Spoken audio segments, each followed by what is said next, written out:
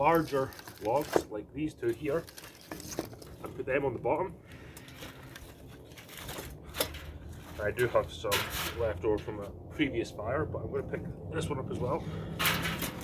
Put this in, and then I'm going to put my egg cups in now. If you're familiar with what these are, I mean they're egg cups. They're egg cups filled with lint with some wax on top of them. And if you're unsure of how to make them, I'll link the video for the wood stove inside at the end of this video, so you can check that out where I show you me making these. It's not very exciting, but I'll show you at least. I'm just going to drop these in there, and then I'm going to come across with slightly smaller pieces of firewood like so.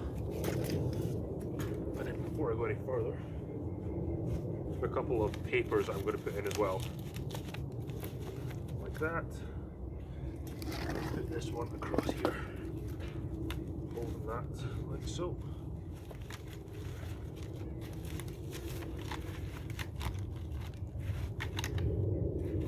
Now you don't want to compact everything together too tightly, you won't get any airflow, so I made sure to leave everything spread out ever so slightly.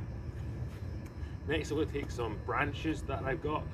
These are just from the yard here. You could use kindling that you've cut up from your firewood, or just grab what you have lying around the yard.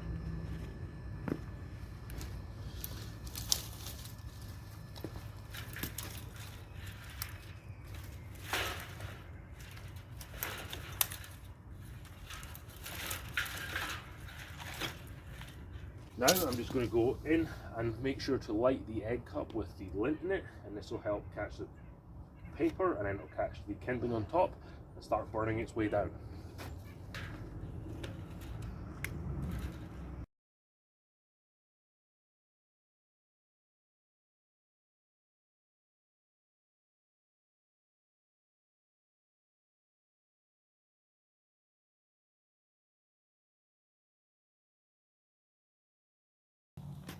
Do you notice that this fire pit is smoking a little bit? And that's because the wood was a little bit too wet. I used the wood from my fire pit storage, and it actually rained a couple of days ago and we had some snow, so it was a little bit too wet. I should have used my firewood for my wood stove inside. But if you're going to be doing a fire pit, let's just make sure your wood is dry.